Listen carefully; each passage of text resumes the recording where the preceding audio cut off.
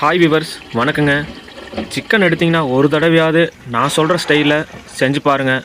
Taste தாறுமாறாக இருக்குங்க. வாங்க எப்படி செய்யுதுன்னு சொல்லி பார்த்துடலாங்க. இன்றைக்கி 1 கிலோ சிக்கன் கடையிலேருந்து வாங்கிட்டு வந்தாச்சுங்க. இந்த சிக்கன் நல்லா கழுவி மேலாப்பில் மிளகாத்தூளை தூவி விட்டுறலாங்க. கூடவே மஞ்சள் தூளும் தூவி விட்டுறலாம். உப்பு தூவி விட்டுறலாங்க. இதுக்கு மேலே தயிரை சேர்த்திக்கலாங்க.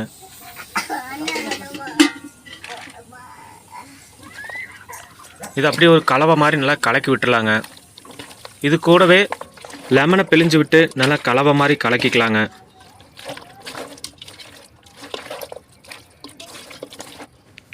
பாருங்கள், நல்லா கலக்கியாச்சு.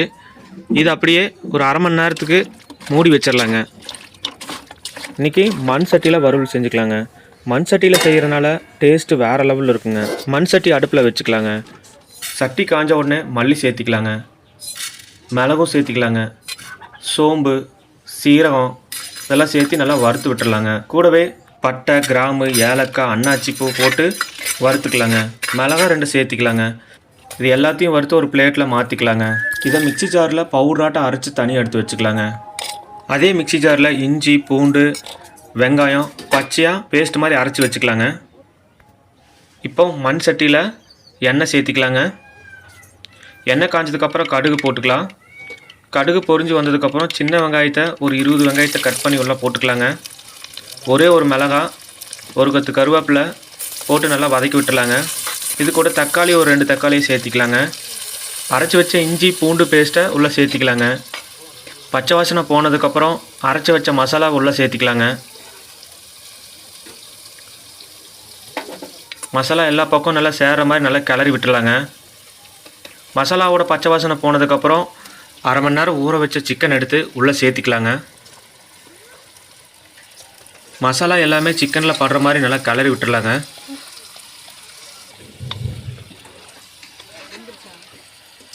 நல்லா கிளறி விட்டு ஒரு 2 நிமிஷம் கழித்து கொஞ்சோண்டு தண்ணி சேர்த்திக்கலாங்க. தண்ணி அதிகமாக சேர்த்தக்கூடாது. கூடவே கொஞ்சோண்டு உப்பு சேர்த்திக்கலாம். ஆல்ரெடி நம்ம உப்பு போட்டு தான் ஊற வச்சுருக்கோம், அதனால் கொஞ்சோண்டு உப்பு சேர்த்திக்கலாங்க. ஒரு 5 நிமிஷம் மூடி போட்டு வேக விட்டுடலாம். ஒரு 30% நல்லா வெந்துருச்சுங்க. இந்த நேரத்தில் சிக்கன் மசாலா தூளை உள்ளே ஆட் பண்ணிக்கலாங்க.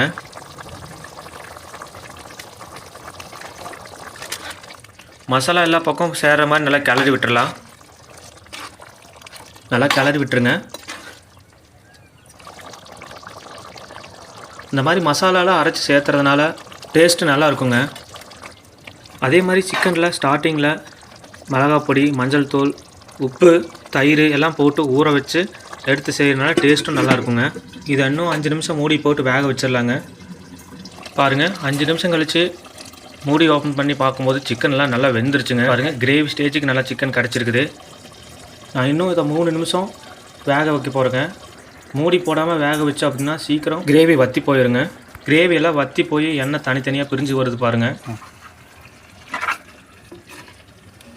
இப்போ சிக்கன் எல்லாமே நல்லா வெந்துருச்சுங்க. கிரேவியும் ஃபுல்லாக ட்ரை ஆகிடுச்சுங்க. நல்லா ட்ரையாக விட்டு அதுக்கப்புறம் எடுத்து சாப்பிட்டோன்னா செம்ம டேஸ்ட்டாக இருக்குங்க. இந்த சிக்கன் வறுவல் ரெஸ்டாரண்ட் ஸ்டைலில் தாங்க செஞ்சுருக்கோம். நம்ம ரெஸ்டாரண்ட்க்கு ஒர்க்குக்கு போகிறதுனால இதை ஈஸியாக உங்களுக்கு வீடியோவாக எடுத்து போட்டிருக்கோங்க.